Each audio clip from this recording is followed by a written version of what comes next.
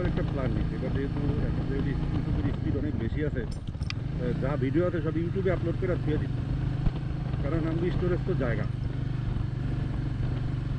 হ্যাঁ, YouTube net আছে যতদিন, ইউটিউব আছে ততদিন, তাহলে ওখানে থেকে যাব র ভিডিও ছেড়ে দিই।